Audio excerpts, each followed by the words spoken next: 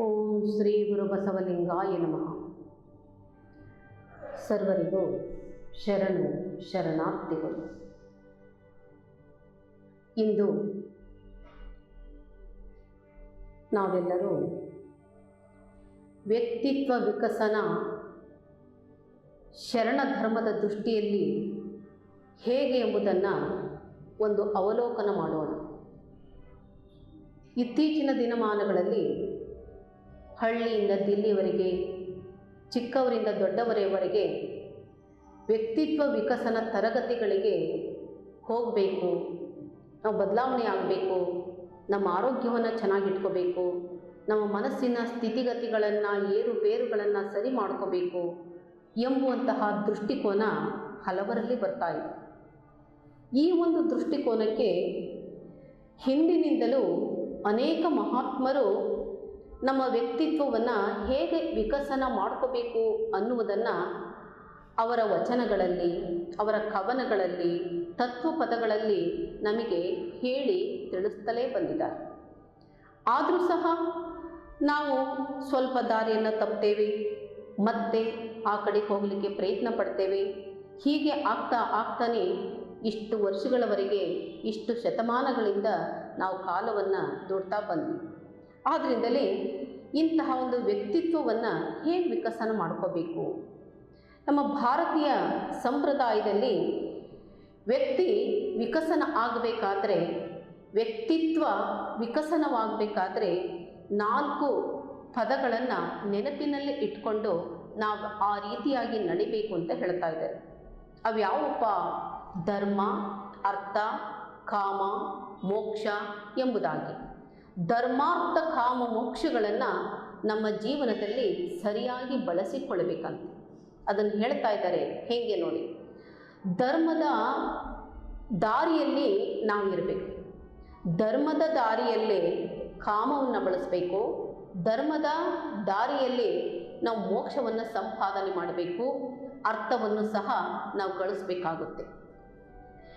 ಆದ್ದರಿಂದಲೇ ಆ ಕಾಮ ಎಂದರೆ ನಾವು ಪ್ರತಿಯೊಂದು ವಸ್ತುವನ್ನು, ಯಾವುದೇ ವ್ಯಕ್ತಿಯನ್ನು ಬಯಸುವಂತಹದ್ದೇ ಕಾಮ. ಆದರೆ ಹೆಚ್ಚಾಗಿ ಆ ಕಾಮ ಎಂಬ ಪದವನ್ನು ನಾವು ಯಾವುದಕ್ಕೆ ಬಳಸ್ತೀವಿ ಅನ್ನೋದು ತಮಗೆಲ್ಲ ಗೊತ್ತಿರುವಂತಹ ವಿಚಾರ.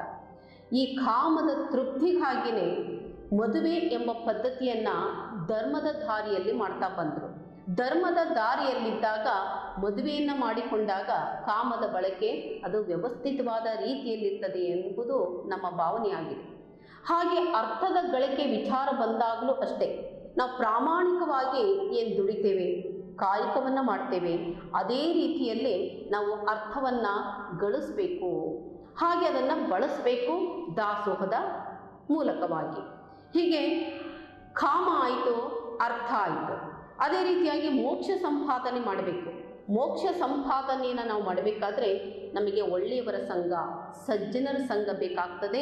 ಅದು ಸಹ ಧರ್ಮದ ದಾರಿಯಲ್ಲಿರಬೇಕು. ಅವ್ಯವಸ್ಥೆ ಆಗಿಬಿಟ್ರೆ ನಮಗೆ ಮೋಕ್ಷ ಸಂಪಾದನೆಯನ್ನು ಮಾಡಿಕೊಳ್ಳಲಿಕ್ಕೆ ಸಾಧ್ಯವಿಲ್ಲ. ಇವೆಲ್ಲವೂ ಧರ್ಮದ ತಳಹದಿಯಲ್ಲಿ ಇರಬೇಕು ಅನ್ನುವಂತಹದ್ದೇ ವ್ಯಕ್ತಿತ್ವ ವಿಕಸನಕ್ಕೆ ಒಂದು ಮಾದರಿ, ಸಾಕ್ಷಿ ಎಂಬುದನ್ನು ನಾವಿಲ್ಲಿ ನೆನಪನ್ನು ಮಾಡಿಕೊಳ್ಳಬಹುದು. ಆದ್ದರಿಂದಲೇ ಹೇಳ್ತಾ ಇದ್ದಾರೆ, ಶರಣ ಧರ್ಮ ವ್ಯಕ್ತಿತ್ವ ವಿಕಸನಕ್ಕೆ ಬಹಳಷ್ಟು ಉತ್ತರಗಳನ್ನು ನಮಗೆ ಕೊಡ್ತಾ ಹೋಗ್ತದೆ. ವ್ಯಕ್ತಿ ಪ್ಲಸ್ ತತ್ವ, ವ್ಯಕ್ತಿ ತತ್ವ ವಿಕಸನವಾಗಬೇಕು. ವ್ಯಕ್ತಿ ಅಂದರೆ ನಾವು ಮನುಷ್ಯನಿಗೆ ಬಳಸ್ತಾ ಹೋದರೆ, ತತ್ವ ಅನ್ನುವುದು ಜ್ಞಾನ ಅಂತಲೇ ಒಂದು ಅರ್ಥ. ಎಂತಹ ಜ್ಞಾನ? ಪರಮಾತ್ಮಕ ಜ್ಞಾನ, ಪಾರಮಾತ್ಮಿಕ ಜ್ಞಾನ. ಅಂದರೆ ಪರಮಾತ್ಮನನ್ನು ಕಾಣಬೇಕು, ಆ ಮಾರ್ಗದಲ್ಲಿ ನಾವು ಹೆಂಗೆ ಹೋಗಬೇಕು ಅಂತ ನಾವೇನು ತಿಳಿಯಲಿಕ್ಕೆ ಪ್ರಯತ್ನ ಪಡ್ತೇವಲ್ಲ, ಅದು ತತ್ವ, ತತ್ವ ಪದಗಳು ಎಂಬ ಪದವನ್ನು ನಾವು ಬಳಸ್ತಾ ಇದ್ದೀವಿ. ಆದ್ದರಿಂದಲೇ ಹೀಗೆ ಪರಮಾತ್ಮನನ್ನು ಕಾಣಲಿಕ್ಕೆ, ಈ ಜೀವಾತ್ಮ ಪರಮಾತ್ಮನಾಗಲಿಕ್ಕೆ ಹೋಗುವಂತಹ ಮಧ್ಯದ ಒಂದು ಮಾರ್ಗ ಇದೆಯಲ್ಲ, ಅದು ವಿಕಸನ ಆಗಬೇಕು, ಅದು ವಿಕಸನ ಆಗಬೇಕು. ಆದ್ದರಿಂದಲೇ ಆ ಹೋಗುವ ಮಾರ್ಗ ಯಾವುದಪ್ಪ ಅಂದರೆ, ಬದುಕಿನ ಒಂದೊಂದೇ ಮೆಟ್ಟಿಲುಗಳನ್ನು ನಾವು ಏರ್ತಾ ಹೋಗಬೇಕಾಗ್ತದೆ, ಮಜಲುಗಳನ್ನು ದಾಟ್ತಾ ಹೋಗಬೇಕಾಗ್ತದೆ. ಅದಕ್ಕಾಗಿಯೇ ನಮ್ಮ ನಡೆ, ನುಡಿ ಎಲ್ಲವೂ ಪರಿಶುದ್ಧವಾಗಿರಬೇಕು ಎಂಬಂತಹ ಮಾತನ್ನು ನಾವಿಲ್ಲಿ ಮಹಾತ್ಮರಿಂದ ತಿಳಿಯಲಿಕ್ಕೆ ಸಾಧ್ಯವಾಗ್ತದೆ. ಆದ್ದರಿಂದಲೇ ಶರಣ ಧರ್ಮ ಅನ್ನುವಂತಹ ಒಂದು ಪದವೇ ಬಹಳ ವಿಶೇಷವಾಗಿರುವಂತಹದ್ದು. ನೋಡಿ, ಶರಣ ಎಂಬ ಪದ ಎಷ್ಟು ಅರ್ಥಗರ್ಭಿತವಾಗಿದೆ. ಶರಣ ಅಂತ ಹೇಳಿ ನಾವು ಸಹಜವಾಗಿ ವ್ಯಕ್ತಿಗೆ ಬಳಸ್ತಾ ಇದ್ದೇವೆ, ಗೌರವಪೂರ್ವಕವಾಗಿ ಆ ಪದವನ್ನು ಬಳಸ್ತಾ ಇದ್ದೇವೆ. ಈ ಒಂದು ಶರಣ ಅಂದರೆ ಹೇಗಿರಬೇಕು? ಶರ ಅಂದರೆ ಬಾಣ, ನಾ ಎಂದರೆ ತಾಕಲಾಗದವನು. ಶರಣ ಎಂದರೆ ಬಾಣಗಳು ಯಾರಿಗೆ ತಾಕುವುದಿಲ್ಲವೋ ಅವನು ಶರಣ. ಎಂತಹ ಬಾಣಗಳು ಅವನಿಗೆ ತಾಕಬಾರದು? ಕಾಮ, ಕ್ರೋಧ, ಲೋಭ, ಮೋಹ, ಮದ, ಮಾತ್ಸರ್ಯ ಎಂಬಂತಹ ಅರಿಷಡ್ವರ್ಗಗಳೆಂಬ ಬಾಣಗಳು ಅವನಿಗೆ ತಾಕಬಾರದು. ಆ ಅರಿಷಡ್ವರ್ಗಗಳೆಂಬ ಬಾಣಗಳು ಯಾರಿಗೆ ತಾಕಿರುತ್ತವೋ ಅವನು ಅಜ್ಞಾನಿಯಾಗ್ತಾನೆ, ಭೋಗಿಯಾಗ್ತಾನೆ, ಊರಿಗೆ ಉಪದ್ರವ ಕೊಡುವಂತವನಾಗ್ತಾನೆ. ಕೊನೆಗೆ ಅವನನ್ನು ನಾವು ದಾನವ ಅಂತ ಕರೀತಾ ಹೋಗ್ತೇವೆ, ರಾಕ್ಷಸ ಅಂತ ಕರಿತೇವೆ. ಆದ್ದರಿಂದಲೇ ನಾವು ಯಾವಾಗಲೂ ಊರಿಗೆ ಉಪದ್ರ ಕೊಡಬಾರ್ದು. ಎಲ್ಲರಿಗೆ ಪ್ರೀತಿ ಪಾತ್ರನಾಗಿ ನಾವು ಬದುಕಬೇಕು ಅಂದರೆ ನಮ್ಮ ನಡೆನುಡಿಗಳನ್ನು ಒಳ್ಳೆಯ ದಾರಿಯಲ್ಲಿ ತೆಗೆದುಕೊಂಡು ಹೋಗಲಿಕ್ಕೆ ನಾವೆಲ್ಲರೂ ಸಹ ಪ್ರಯತ್ನಿಸಬೇಕಾಗ್ತದೆ. ಆದ್ದರಿಂದಲೇ ಶರಣ ಎಂದರೆ ಬಾಣಗಳು ತಾಕಲಾಗದವನು. ಅರಿಷಡ್ವರ್ಗಗಳೆಂಬ ಬಾಣಗಳು ಅವನಿಗೆ ತಾಕಬಾರದು. ಅವನು ಆಕಾಶದಷ್ಟು ಎತ್ತರಕ್ಕೆ ಇರಬೇಕು ಅವನ ಮನಸ್ಥಿತಿ. ಹಾಗೆ ಆಕಾಶದಷ್ಟು ವಿಶಾಲವಾಗಿರಬೇಕು, ಪ್ರಶಾಂತವಾಗಿರಬೇಕು, ಎಲ್ಲವನ್ನು ಒಳಗೊಂಡಿರಬೇಕು. ಎಲ್ಲವನ್ನು ಒಳಗೊಂಡು ಏನು ಇಲ್ಲದಂತೆ ಇರಬೇಕು, ಇದ್ದರೂ ಇಲ್ಲದಂತೆ ಇರುವಂತಹ ಒಂದು ಭಾವನೆಯನ್ನು ಅವನು ಒಳಗೊಂಡಿರಬೇಕು. ಹಾಗೆ ಅವನ ಮಾನಸಿಕ ಸ್ಥಿತಿ ಅಷ್ಟು ಗಟ್ಟಿಯಾಗಿರ್ತದೆ. ಅವನು ಈ ಲೌಕಿಕವಾದ ಯಾವುದೇ ಒಂದು ದುಃಖ, ದುಮ್ಮಾನಗಳಿಗೆ, ಆಸೆ, ಆಮಿಷಗಳಿಗೆ, ಯಾವುದೇ ಕಲ್ಮಶಗಳಿಗೆ ಅವನ ಮನಸ್ಸು ಒಳಗಾಗಿರುವುದಿಲ್ಲ. ಅವನು ಯೋಗಿ, ಭೋಗಿ, ನಿರ್ಭೋಗಿ ಏನೇ ಆಗಿರಬಹುದು, ಆದರೆ ಅವನ ಮಾನಸಿಕ ಸ್ಥಿತಿ ಅಂತಹ ಮೇಲ್ಮಟ್ಟಕ್ಕೆ ಹೋಗಿರ್ತದೆ. ಶರಣನಾದವನು ಆಕಾಶ ತತ್ವವನ್ನು ಒಳಗೊಂಡಂಥ ಒಬ್ಬ ಮಹಾನ್ ವ್ಯಕ್ತಿಯಾಗಿರ್ತಾನೆ, ಮಹಾನ್ ಜ್ಞಾನಿಯಾಗಿರ್ತಾನೆ. ಅಲ್ಲಮ್ಮ ಪ್ರಭುದೇವರನ್ನು ಒಬ್ಬ ಮಹಾನ್ ಶರಣರು, ಮಹಾಜ್ಞಾನಿಗಳು ಎಂದು ನಾವೆಲ್ಲರೂ ಸಹ ಕಾಣ್ತಾ ಇದ್ದೇವೆ, ಗೌರವಿಸ್ತಾ ಇದ್ದೇವೆ. ಹೀಗೆ ಇದಕ್ಕೆ ಸರಿಸಾಟಿಯಾಗಿ ಇನ್ನು ಅನೇಕ ಮಹಾತ್ಮರನ್ನು ನಾವಿಲ್ಲಿ ನೆನಪು ಮಾಡಿಕೊಳ್ಬೋದು. ಅದಕ್ಕಾಗಿ ಹೇಳ್ತಾ ಇದ್ದಾರೆ, ಕಾಮ ಕ್ರೋಧಾದಿಗಳನ್ನು ನಾವು ಮೊದಲು ಬಿಡಬೇಕಾಗ್ತದೆ.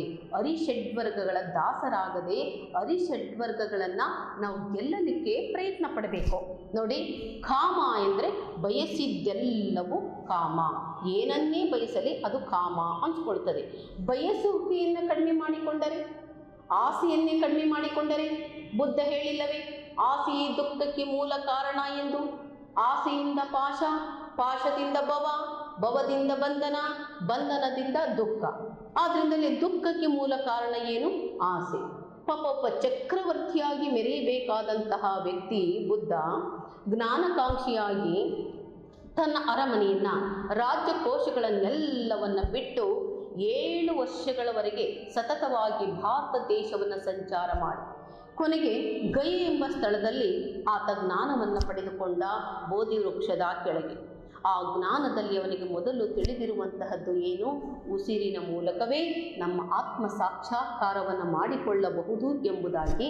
ಹಾಗೆ ಈ ಪ್ರಪಂಚದ ದುಃಖಕ್ಕೆ ಮೂಲ ಕಾರಣ ಏನು? ಆಸೆ.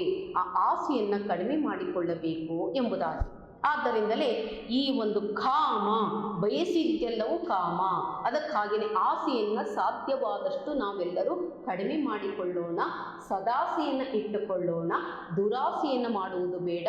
ದುರಾಸೆಯಿಂದಲೇ ಇಷ್ಟೊಂದು ಅಧೋಗತಿಯನ್ನು ನಾವು ಜಗತ್ತಿನಲ್ಲಿ ಕಾಣ್ತಾ ಇದ್ದೇವೆ. ಅದಕ್ಕಾಗಿಯೇ ಸದಾಸೆ, ಸದ್ವಿಲಾಸೆಯನ್ನು ನಾವು ಮಾಡಿಕೊಳ್ಬೇಕಾಗ್ತದೆ. ಇನ್ನು ಎರಡನೇದಾಗಿ ಕ್ರೋಧ. ಶರಣನಾದವನು ಕ್ರೋಧಕ್ಕೆ ಎಂದೂ ಒಳಗಾಗುವುದಿಲ್ಲ. ಆಕಸ್ಮಿಕವಾಗಿಯೂ ಕ್ರೋಧ ನಮ್ಮಲ್ಲಿ ಬಂದಿದ್ದರೆ ಅದನ್ನು ತಿಳುವಳಿಕೆಯಿಂದ ನಾವು ಬೇಗನೆ ಅದನ್ನು ಕಡಿಮೆ ಮಾಡಿಕೊಳ್ಳಬೇಕು. ಕ್ರೋಧ ಎಂದರೆ ಕೋಪ ಅಂತಲೇ ನಾವು ಗಮನಿಸ್ತಾ ಹೋಗ್ತೇವೆ. ಹೀಗೆ ಕೋಪವನ್ನು, ಅದು ಒಂದು ಹುಟ್ಟುಗುಣ, ಅದನ್ನು ಕಡಿಮೆ ಮಾಡ್ಕೊಳ್ಳೋದು ಬಹಳ ಕಷ್ಟ ಇದೆ, ಅಷ್ಟು ಸುಲಭ ಇಲ್ಲ.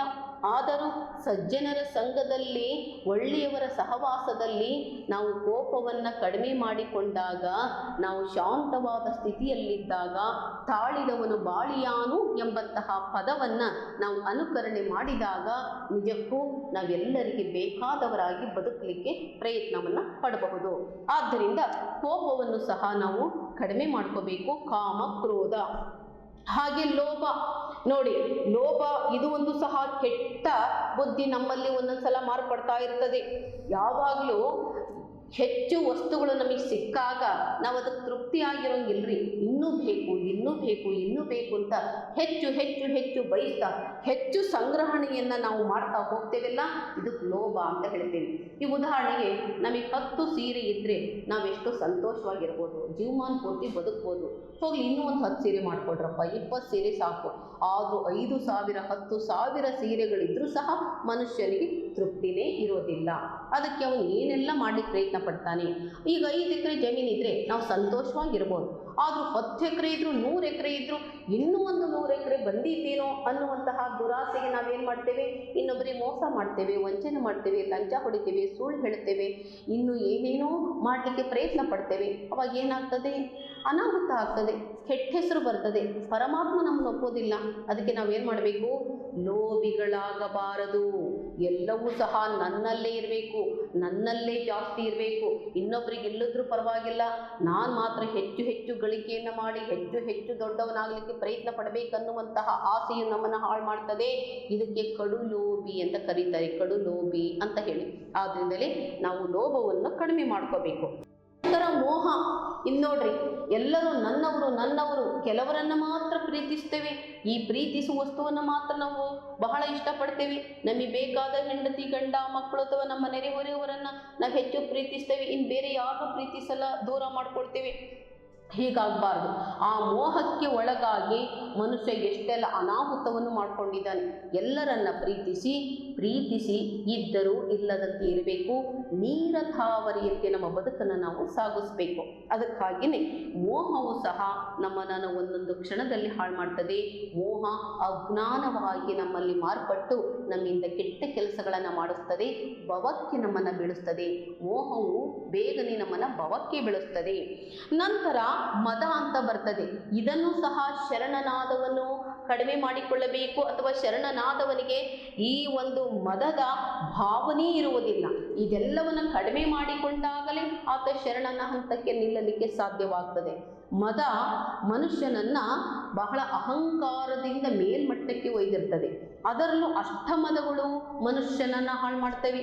ಅಷ್ಟಮದಗಳು ಎಂದರೆ ಕುಲಮದ, ಶೀಲಮದ, ಧನಮದ, ರೂಪಮದ, ಯೌವನಮದ, ರಾಜ್ಯಮದ, ವಿದ್ಯಾಮದ, ತಪೋಮದ, ಇವೆಲ್ಲ ಅಷ್ಟಮದಗಳು ಮನುಷ್ಯನನ್ನು ಹಾಳು ಮಾಡ್ತಾವ್ರಿ.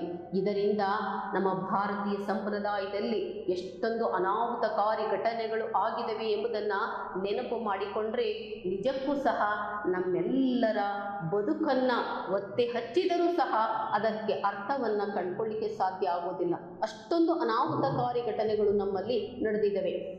ನೋಡಿ, ಕುಲಮದ ಜಾತೀಯತೆಯನ್ನು ಮಾಡುವಂತಹ ಒಂದು ಭಾವನೆಯಿಂದ ನಮ್ಮ ಭಾರತ ಮಾತೆ ಸಾವಿರಾರು ವರ್ಷ ದಾಸ್ಯ ಶೃಂಖಲೆಯಲ್ಲಿ ಬಳಲುತ್ತಿರುವುದಕ್ಕೆ ಕಾರಣವಾಯಿತು.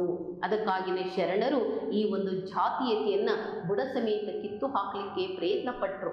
ಹೊಲೆಗಂಡಲ್ಲದೆ ಪಿಂಡದ ನೆಲೆಗಾಶ್ರಯವಿಲ್ಲ, ಜಲ ಬಿಂದುವಿನ ವ್ಯವಹಾರ ಒಂದೇ, ಆಸೆ ಆಮಿಷ ರೋಷ ಹರುಷ ವಿಷಯಾದಿಗಳೆಲ್ಲ ಒಂದೇ, ಏನನ್ನೋದಿ ಏನು ಕೇಳಿ ಏನು ಫಲ, ಸಪ್ತಧಾತು ಸಮಪಿಂಡಂ ಸಮಯೋನಿ ಸಮುದ್ಭವಂ ಆತ್ಮಜೀವ ಸಮಾಯುಕ್ತಂ ವರ್ಣನಾಂ ಕಿ ಪ್ರಯೋಜನಂ. ಹಾಸಿ ಕಮ್ಮಾರನಾದ, ಬೀಸಿ ಮಡಿವಾಳನಾದ, ಹಾಸನಿಕ್ಕಿ ಸಾಲಿಗನಾದ, ವೇದವನೋದಿ ಹಾರುವನಾದ, ಕರ್ಣದಲ್ಲಿ ಜನಿಸಿದವರುಂಟೆ ಜಗದೊಳಗೆ. ನೋಡಿ, ಇಂತಹ ಒಂದು ವಚನಗಳನ್ನು ನಮಗೆ ಬರೆದಿಟ್ಟು ಹೋಗಿದ್ದಾರೆ, ತಿಳಿದುಕೊಳ್ಳಲಿಕ್ಕೆ ತಿಳಿಸಿದ್ದಾರೆ.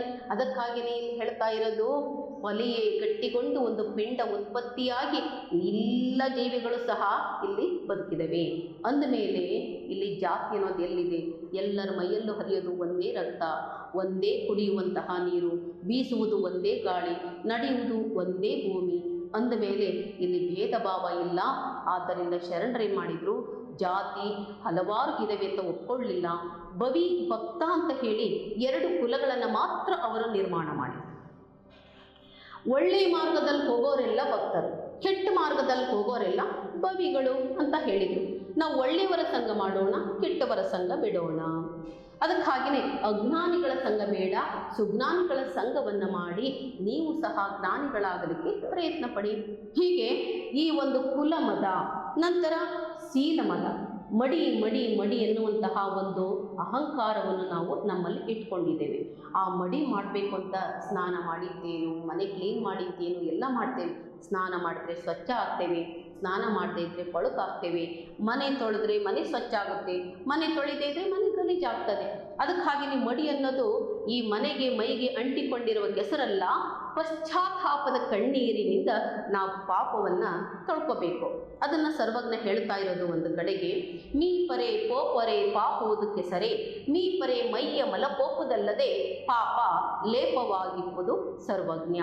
ಪಶ್ಚಾತ್ತಾಪದ ಕಣ್ಣೀರಿನಿಂದ ನಾವು ಪಾಪವನ್ನು ತೊಳ್ಕೋಬೇಕೇ ವಿನಃ ಸ್ನಾನ ಮಾಡಿದರೆ ಪಾಪವನ್ನು ತೊಳ್ಕೊಳ್ಳೋಕ್ಕೆ ಸಾಧ್ಯ ಇಲ್ಲ. ಅದಕ್ಕಾಗಿಯೇ ಒಳ್ಳೆಯ ಕಾರ್ಯಗಳನ್ನು ಮಾಡಿ, ದಾಸೋಹವನ್ನು ಮಾಡಿ, ಇಲ್ಲದವರಿಗೆ ನೀಡಿ, ಬಡವರ ಸೇವೆಯನ್ನು ಮಾಡಿ, ರೋಗಿಗಳ ಸೇವೆಯನ್ನು ಮಾಡಿ, ಆಗ ನಿಮ್ಮ ಬದುಕು ಸಾರ್ಥಕವಾಗ್ತದೆ. ಅದಕ್ಕಾಗಿಯೇ ಹೇಳ್ತಾ ಇರೋದು, ಇಂತಹ ಒಂದು ಮದದ ಭಾವನೆಯನ್ನು ಒಳಗೊಳ್ಳಬಾರದು. ಈ ಕುಲಮದ, ಶೀಲಮದ, ನಂತರ ಧನಮದ. ಬದುಕಲಿಕ್ಕೆ ಎಲ್ಲರಿಗೂ ಹಣ ಬೇಕು, ಆದರೆ ಹಣ ಜಾಸ್ತಿ ಆದಾಗ ಬರುವಂತಹ ಭಾವನೆ ಇದೆಯಲ್ಲ, ಅದನ್ನು ಶರಣರು ಹೋಗ್ತಾ ಇಲ್ಲ. ಧನ ಬೇಕು ಆದರೆ ಮದ ಬೇಡ ಅಂತಾರೆ. ಇದನ್ನು ಯೇಸು ಕ್ರಿಸ್ತ ಸ್ವಾಮಿ ಒಂದು ಕಡೆ ಹೇಳ್ತಾ ಇದ್ದಾರೆ, ಒಂದು ಒಂಟಿಯನ್ನು ಸೂಜಿಯ ಮೊನೆಯಲ್ಲಾದರೂ ತೂರಿಸಬಹುದು, ಆದರೆ ಸಿರಿವಂತರನ್ನು ದೇವನ ರಾಜ್ಯದಲ್ಲಿ ತೂರಿಸಲಿಕ್ಕೆ ಸಾಧ್ಯವಿಲ್ಲ ಎಂದು. ಅಂದರೆ ಅಷ್ಟು ದೊಡ್ಡದಾದ ಒಂಟಿಯನ್ನು ಕಷ್ಟಪಟ್ಟು ನಾವು ಪ್ರಯತ್ನ ಮಾಡಿ ಒಂದು ಸೂಜಿಯ ಮೊನೆ ಅಷ್ಟು ಚಿಕ್ಕದಾಗಿರುತ್ತಲ್ಲ ಅದರಲ್ಲಿ ತೂರಿಸಬಹುದಂತೆ, ಆದರೆ ಶ್ರೀಮಂತಿಕೆ ಎಂಬಂತಹ ದೆವ್ವ ಯಾರಿಗೆ ಬಡ್ಕೊಂಡಿರುತ್ತೋ ಅವ್ರನ್ನ ಮಾತ್ರ ನಾವು ಮಾತಾಡಿಸ್ಲಿಕ್ಕೆ ಸಾಧ್ಯನೇ ಇಲ್ಲ. ಆದ್ದರಿಂದ ಹಣ ಬೇಕು ಆದರೆ ಮದ ಬೇಡಪ್ಪ, ಅದು ಎಂದಿದ್ರೂ ಒಂದು ದಿನ ನಾವು ಕಳೆದುಕೊಂಡು ಬಿಡ್ತೇವೆ. ಅದಕ್ಕಾಗಿಯೇ ಹಣದ ಬೆನ್ನತ್ತಿ ಜೀವನವನ್ನು ಹಾಳು ಮಾಡ್ಕೊಳ್ಳೋದು ಬೇಡ. ಹೆಚ್ಚು ಹಣ ಬಂದರೆ ಸಮಾಜಕ್ಕಾಗಿ ಬಳಸಿ, ನಿಮಗೆ ಎಷ್ಟು ಬೇಕೋ ಅಷ್ಟನ್ನೇ ಬಳಸಿಕೊಳ್ಳಿ, ಬೇಕಾದರೆ ಮಕ್ಕಳಿಗೆ ಸ್ವಲ್ಪ ಉಳಿಸಿ. ಇದನ್ನು ಹೇಳ್ತಾ ಇದ್ದಾರೆ. ನಾವು ದಿನಕ್ಕೆ 1 ರೂಪಾಯಿನ ದುಡಿದ್ರೆ 8 ಭಾಗ ನೀವೇ ಖರ್ಚು ಮಾಡಿರಿ, 4 ಭಾಗ ಮಕ್ಕಳಿಗೆ ಉಳಿಸ್ರಿ, ಇನ್ನು 4 ಭಾಗ ಪೂರ್ತಿ ದಾನ ಧರ್ಮ ಮಾಡಿಬಿಡ್ರಿ. ಅವಾಗ ನೀವು ಸುರಕ್ಷಿತ, ನಿಮ್ಮ ಮಕ್ಕಳು ಸುರಕ್ಷಿತ, ಸಮಾಜವೂ ಸುರಕ್ಷಿತ. ಧರ್ಮದ ದಾರಿಯಲ್ಲಿ ನೀವು ಒಳ್ಳೆ ಒಂದು ಹಂತಕ್ಕೆ ಹೋಗಲಿಕ್ಕೆ ಸಾಧ್ಯ ಆಗ್ತದೆ. ಹೀಗೆ ಕುಲಮದ, ಶೀಲಮದ, ಧನಮದ, ನಂತರ ರೂಪಮದ. ಸೌಂದರ್ಯ ಹುಟ್ಟುತ್ತಲೇ ಬರಬೇಕ್ರಿ. ನಾವು ಅತಿ ರೋಗಿಗಳ ಸೇವೆಯನ್ನು ಮಾಡೋದ್ರಿಂದ, ಬಡವರ, ವೃದ್ಧರ, ಅನಾಥರ ಸೇವೆ ಮಾಡೋದ್ರಿಂದ ಒಳ್ಳೆ ಸೌಂದರ್ಯ ಬರ್ತದೆ ಅನ್ನುವುದು ಒಂದು ಸಿದ್ಧಾಂತ.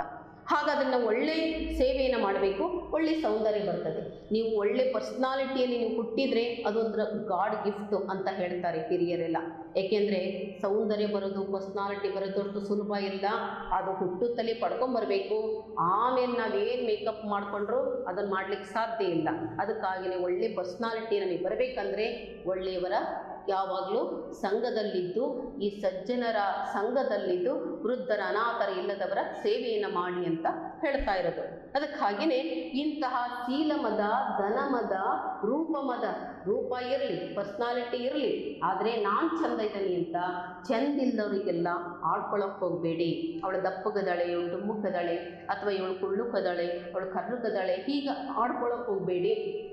ಬೇರೆಯವರ ಬಗ್ಗೆ ಮಾತನಾಡಿಕೊಳ್ಳುವುದನ್ನು ಬಿಟ್ಟು ಮೊದಲು ನಮ್ಮನ್ನು ನಾವು ಬದಲಾವಣೆ ಮಾಡಿಕೊಳ್ಳಲಿಕ್ಕೆ ಪ್ರಯತ್ನವನ್ನು ಪಡಬೇಕು. ಇದನ್ನು ಹೇಳಲು ಬಸವಣ್ಣನವರು, ಲೋಕದ ಡೊಂಕ ನೀವೇಕೆ ತಿದ್ದುವಿರಿ, ನಿಮ್ಮ ನಿಮ್ಮ ತನುವ ಸಂತೈಸಿಕೊಳ್ಳಿ, ನಿಮ್ಮ ನಿಮ್ಮ ಮನವ ಸಂತೈಸಿಕೊಳ್ಳಿ, ನೆರಮನೆಯ ದುಃಖಕ್ಕೆ ಅಳುವವರ ಮೆಚ್ಚ ನಮ್ಮ ಕೂಡಲ ಸಂಗಮ ದೇವ ಎಂದು.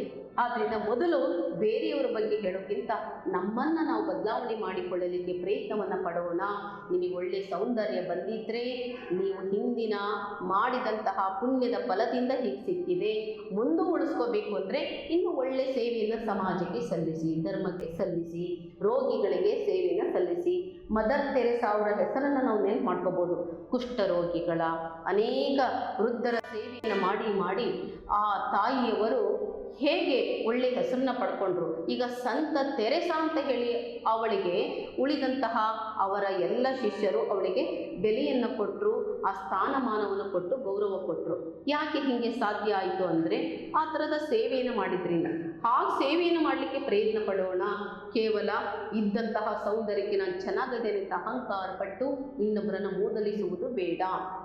ರೂಪಮದ, ಕುಲಮದ, ಶೀಲಮದ, ಧನಮದ, ಹಾಗೆ ರೂಪಮದ, ನಂತರ ವಿದ್ಯಾಮದ.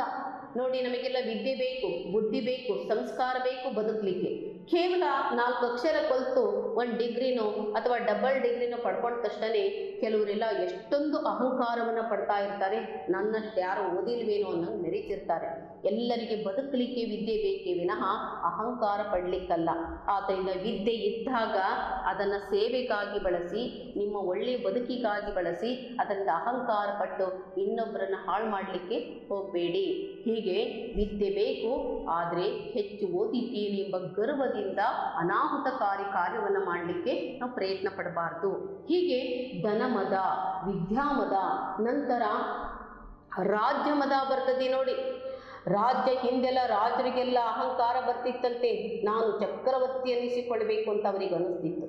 ಅನೇಕ ರಾಜ್ಯದ ಮೇಲೆ ದಂಡೆತ್ತಿ ಹೋಗಿ ಎಷ್ಟೋ ಯುದ್ಧಗಳನ್ನು ಮಾಡಿ ಪ್ರಾಣಹಾನಿಯನ್ನು ನೋಡಿ ಎಷ್ಟೆಲ್ಲ ಮಾಡಿದರೂ ಸಹ ಕೊನೆಗೆ ಅವ್ರೇನು ಮಾಡ್ತಿದ್ರು, ತಮ್ಮ ರಾಜ್ಯ ವಿಸ್ತಾರದ ಕಡೆಗೆ ಗಮನವನ್ನು ಕೊಡ್ತಾ ಇದ್ರು.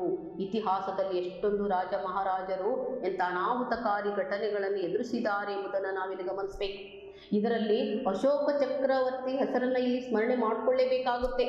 ಅಶೋಕ ಚಕ್ರವರ್ತಿ ಯುದ್ಧವನ್ನು ಮಾಡ್ತಾ ಮಾಡ್ತಾ ಕೊನೆಗೆ ಆತನಿಗೆ ಕಳಿಂಗ ಯುದ್ಧದಲ್ಲಿ ಅವನ ಮನಸ್ಸು ಬಹಳಷ್ಟು ವಿಚಾರವನ್ನು ಮಾಡ್ತದೆ. ತನ್ನವರನ್ನೆಲ್ಲ ಕಳೆದುಕೊಂಡು ಆ ರಕ್ತದ ಮಡುವಿನಲ್ಲಿ ಬಿದ್ದಿದ್ದಂತಹ ತನ್ನ ಪ್ರಜೆಗಳನ್ನು, ತನ್ನ ನೆಂಟರಿಷ್ಟರು, ಬಂಧು ಬಳಗದವರನ್ನು ನೋಡಿ ಅಶೋಕ ಚಕ್ರವರ್ತಿಯ ಮನಸ್ಸು ಬದಲಾವಣೆಯಾಗಿ ಬಿಡ್ತದೆ. ಅಂದಿನಿಂದ ನಾನು ಯುದ್ಧವನ್ನು ಮಾಡುವುದಿಲ್ಲ ಎಂದು ಖಡ್ಗವನ್ನು ಬೀಸಾಕ್ತಾನೆ. ಕೊನೆಗೆ ಬೌದ್ಧ ಧರ್ಮವನ್ನು ಸ್ವೀಕಾರ ಮಾಡಿ ಸಾತ್ವಿಕ ವ್ಯಕ್ತಿಯಾಗಿ ಬದುಕಲಿಕ್ಕೆ ಪ್ರಯತ್ನವನ್ನು ಪಡ್ತಾನೆ ಅಶೋಕ ಚಕ್ರವರ್ತಿ.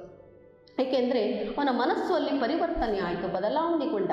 ಅಂದರೆ ಇಂತಹ ಒಂದು ರಾಜ್ಯ ಮದದ ದಾಹದಲ್ಲಿ ಇಷ್ಟೊಂದು ಜನ ಪ್ರಾಣವನ್ನು ಕಳ್ಕೊಂಡ್ರಲ್ಲ, ನನಗೆ ಯಾಕೆ ಬೇಕು ರಾಜ್ಯವನ್ನು ವಿಸ್ತಾರ ಮಾಡುವಂತಹ ಭಾವನೆ ಅಂತ ಹೇಳಿ ಬಿಟ್ಟು ಬಿಡ್ತಾನೆ.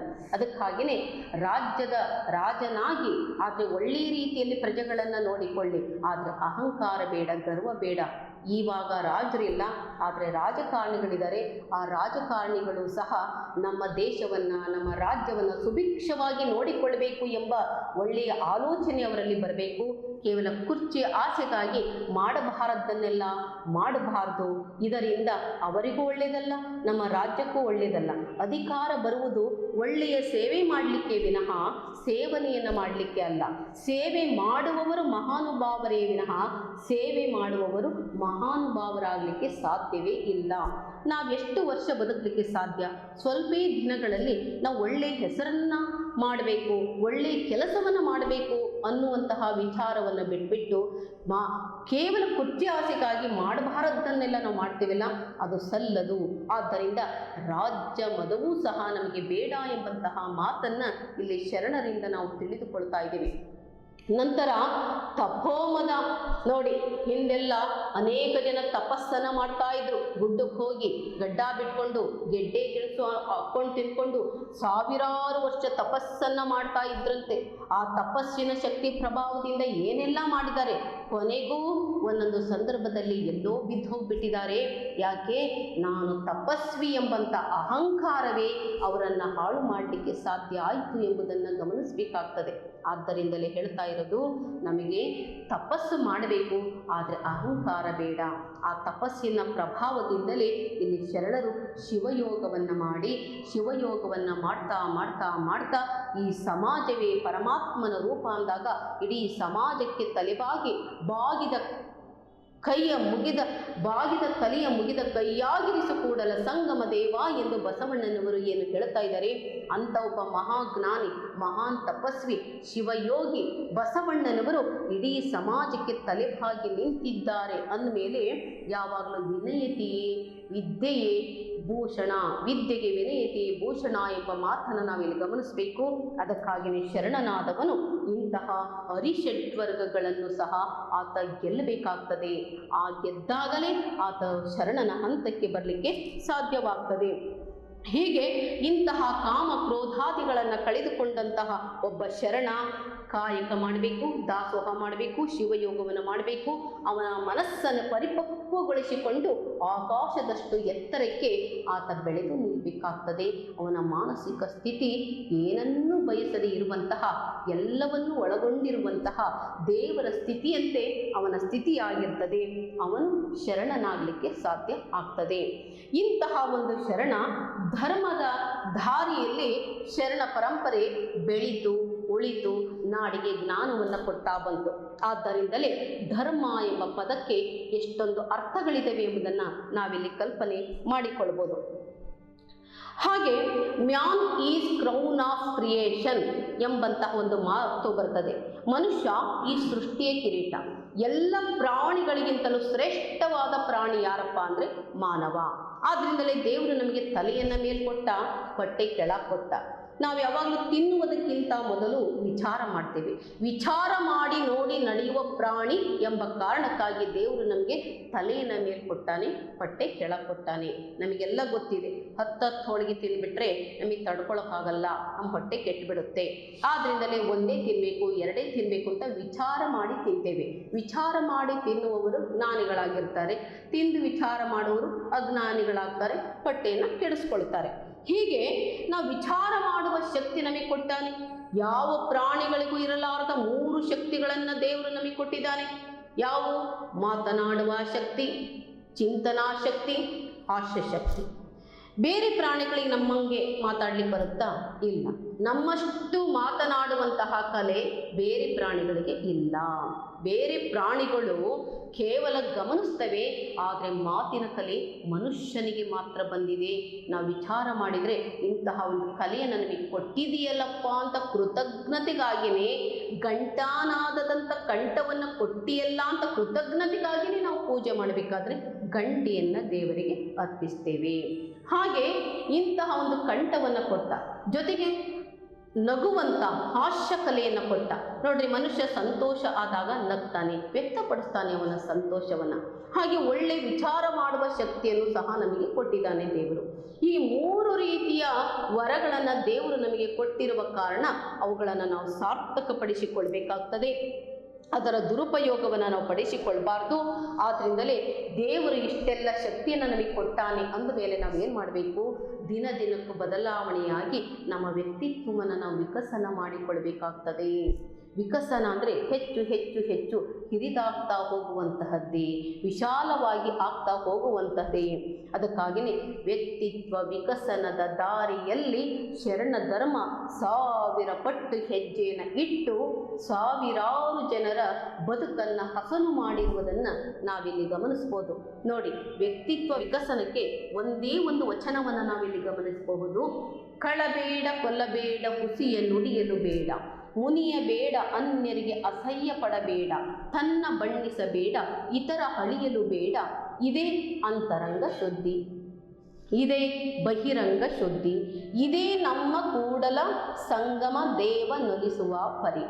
ಈ 7 ಸೂತ್ರಗಳನ್ನು ನಾವು ಅಳವಡಿಸಿಕೊಂಡು ಬಿಟ್ಟರೆ ನಮ್ಮ ವ್ಯಕ್ತಿತ್ವ ಎಷ್ಟು ಹಿರಿದಾಗ್ತದೆ, ಎಷ್ಟು ಜಗದಗಲವಾಗಿ ಮೆರೀತದೆ. ಆದ್ದರಿಂದಲೇ ಈ 7 ಸೂತ್ರಗಳನ್ನು ನಮ್ಮ ಜೀವನದಲ್ಲಿ ಅಳವಡಿಸಿಕೊಂಡು ಇವನಾರು ಎನ್ನದೆ ಇವ ನಮ್ಮವ ಎಂದು ಎಲ್ಲರನ್ನ ಇಂಬಿಟ್ಟುಕೊಂಡು ಸರ್ವರನ್ನು ಪ್ರೀತಿಸುವ ಗುಣವನ್ನು ನಾವು ಕಲಿತಿದ್ದೇಯಾದರೆ ಶರಣ ಧರ್ಮದ ವ್ಯಕ್ತಿತ್ವ ವಿಕಸನಕ್ಕೆ ನಾವೆಲ್ಲರೂ ಒಂದು ಸಲಾಂ ಅನ್ನಲೇಬೇಕಾಗ್ತದೆ. ನಾವೆಲ್ಲರೂ ಆ ದಾರಿಯಲ್ಲಿ ನಡೆಯಲಿಕ್ಕೆ ನಾವೆಲ್ಲರೂ ಪ್ರಯತ್ನವನ್ನು ಪಡೋಣ ಎಂಬುದಾಗಿ ಈ ಸಂದರ್ಭದಲ್ಲಿ ನಾವೆಲ್ಲರೂ ಅಂದ್ಕೋಬೇಕಾಗ್ತದೆ. ಹಾಗೆ ಈ ಒಂದು ಮಾತನ್ನು ನಾವಿಲ್ಲಿ ಗಮನಿಸಬೇಕು. ನೋಡಿ, ಹೇಗೆ ಈ ಮನುಷ್ಯನ ಬದುಕು ಸಾರ್ಥಕವಾಗಬೇಕು ಅನ್ನೋದಕ್ಕೆ ಉಸುರಿನ ಪರಿಮಳವಿರಲು ಕುಸುಮದ ಹಂಗೆ ಕಯ್ಯ, ಕ್ಷಮೆ ದಮೆ ಶಾಂತಿ ಸೈರಣೆ ಇರಲು ಸಮಾಧಿಯ ಹಂಗೆ ಕಯ್ಯ ಎಂದು ಒಂದು ಕಡೆ ಅಕ್ಕ ಮಹಾದೇವಿ ತಾಯಿಯವರು ಹೇಳ್ತಾ ಇದ್ದಾರೆ. ನಮ್ಮ ಬದುಕು, ನಮ್ಮ ನಡೆ ನುಡಿ, ನಮ್ಮ ಉಸಿರು ಎಲ್ಲವೂ ಸಹ ಪರಿಪೂರ್ಣವಾಗಬೇಕು ವ್ಯಕ್ತಿತ್ವ ವಿಕಸನದ ಹಾದಿಯಲ್ಲಿ. ಅದಕ್ಕಾಗಿಯೇ ಶಿವಯೋಗವನ್ನು ನಮಗೆ ಕೊಟ್ಟಿರುವಂತಹದ್ದು. ಅತಣಿ ಶಿವಯೋಗಿಗಳು ಅವರ ಗವಿಯ ಮುಂಭಾಗದಲ್ಲಿ 3 ಪದಗಳನ್ನು ಬರೆಸಿದ್ರಂತೆ. ದೃಷ್ಟಿ, ಮನ, ಪವನ 3 ಒಂದಾಗಬೇಕು ಅಂತ.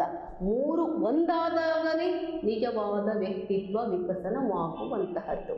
ಅದೇ ಸಾಕ್ಷಾತ್ಕಾರ, ಅದೇ ದೇವರ ಸಮೀಪಕ್ಕೆ ಹೋಗುವಂತಹ ಒಂದು ಮಾರ್ಗವಾಗಿದೆ. ಆದ್ದರಿಂದ ನಾವು ಕೇವಲ ಶರಣರು ಕಳ್ಳತನ ಮಾಡಬೇಡಿ, ಹಾಗೆ ಸುಳ್ಳು ಹೇಳಬೇಡಿ, ಮೋಸ ಮಾಡಬೇಡಿ, ವಂಚನೆ ಮಾಡಬೇಡಿ, ಕಾಯಕ ಮಾಡಿ, ದಾಸೋಹ ಮಾಡಿ, ಧ್ಯಾನ ಯೋಗವನ್ನು ಮಾಡಿ, ಹೀಗೆ ನಾವು ಮಾಡ್ತಾ ಮಾಡ್ತಾ ಮಾಡ್ತಾ ಹೋದಾಗ ಮೊದಲು ದುಶ್ಚಟಗಳನ್ನು ಬಿಡಬೇಕು, ಆಮೇಲೆ ದುರ್ಗುಣಗಳನ್ನು ಬಿಡಬೇಕು, ಆಮೇಲೆ ದುರ್ಭಾವಗಳನ್ನು ಬಿಡಬೇಕು. ಕನಸು ಮನಸ್ಸಿನಲ್ಲಿಯೂ, ಹೆಜ್ಜೆ ಹೆಜ್ಜೆಯಲ್ಲಿಯೂ, ನಡೆ ನಡಿಯಲ್ಲಿಯೂ, ನುಡಿ ನುಡಿಯಲ್ಲಿಯೂ ನಾವು ಪರಿಪೂರ್ಣವಾದಂತಹ ಸ್ಥಿತಿಯನ್ನು ನಾವು ಯಾವಾಗ ಪಡೆದುಕೊಳ್ತಾ ಹೋಗ್ತೇವೆ, ಆಗ ನಮ್ಮ ವ್ಯಕ್ತಿತ್ವ ವಿಕಸನವಾಗ್ತದೆ. ವ್ಯಕ್ತಿ ವಿಕಸನವಾಗಬೇಕು, ತತ್ವವೂ ವಿಕಸನವಾಗಬೇಕು. ವ್ಯಕ್ತಿ ವಿಕಸನವಾಗುವುದು ಅಂದರೆ ನಾವು ಒಳ್ಳೆ ರೀತಿಯಲ್ಲಿ ತಿಂದು ಅಡ್ಡ ಉದ್ದ ಹೆಂಗೆಂಗೋ ಬೆಳೆಯುವಂತಹದ್ದು ಅಂತ ನಾವು ಅಂದ್ಕೊಂಡ್ರೆ ಚೆನ್ನಾಗಿ ನಾವು ಪರಿಪೂರ್ಣವಾಗಿರಬೇಕು, ಆರೋಗ್ಯವಾಗಿರಬೇಕು. ಆವಾಗ ವ್ಯಕ್ತಿ ವಿಕಸನವಾದಂಗೆ. ಆದರೆ ತತ್ವದ ವಿಕಸನ ಅಂದರೆ ವ್ಯಕ್ತಿಯಲ್ಲಿರುವ ಜ್ಞಾನದ ವಿಕಸನವಾಗಬೇಕು. ಆದ್ದರಿಂದ ವ್ಯಕ್ತಿಯ ಆರೋಗ್ಯ ಚೆನ್ನಾಗಿರಬೇಕು, ವ್ಯಕ್ತಿಯಲ್ಲಿರುವ ಜ್ಞಾನದ ವಿಕಸನವಾಗಬೇಕು. ಆವಾಗ ನಿಜವಾದ ವ್ಯಕ್ತಿತ್ವ ವಿಕಸನವಾಗ್ತದೆ. ಈ ಶರಣ ಧರ್ಮದ ಪ್ರತಿಯೊಂದು ವಚನಗಳು, ಪ್ರತಿಯೊಂದು ನುಡಿಯು, ಪ್ರತಿಯೊಂದು ಸಾಹಿತ್ಯವೂ ಸಹ ವ್ಯಕ್ತಿತ್ವ ವಿಕಸನಕ್ಕೆ ಮಾದರಿಯಾಗಿದೆ ಎಂಬುದನ್ನು ನಾವೆಲ್ಲ ಅರ್ಥ ಮಾಡಿಕೊಂಡಿದ್ದೇವೆ. ಅರ್ಥ ಮಾಡಿಕೊಳ್ಳಲಿಕ್ಕೆ ಪ್ರಯತ್ನ ಪಡೋಣ. ಇನ್ನೂ ಹೆಚ್ಚು ಅರ್ಥ ಮಾಡಿಕೊಂಡು ಸರ್ವರ ನಮ್ಮ ಬದುಕನ್ನು ಉದ್ಧಾರ ಮಾಡಿಕೊಳ್ಳುವುದರ ಜೊತೆಗೆ ಸರ್ವರ ಬದುಕನ್ನು ಸಹ ಹಸನು ಮಾಡಲಿಕ್ಕೆ ನಾವು ಪ್ರಯತ್ನವನ್ನು ಪಡೋಣ ಎಂಬುದಾಗಿ ಈ ಸಂದರ್ಭದಲ್ಲಿ ನಾವೆಲ್ಲರೂ ತಿಳಿದುಕೊಳ್ಳೋಣ ಅಂತ ಹೇಳಿ ಮತ್ತೊಮ್ಮೆ ಹರಿಸ್ತಾ ಈ ಕಾರ್ಯಕ್ರಮಕ್ಕೆ, ಈ ಒಂದು ಪ್ರವಚನಕ್ಕೆ ನಾವಿಲ್ಲಿ ಮಹಾಮಂಗಳವನ್ನು ಮಾಡ್ತಾ ಇದ್ದೀವಿ.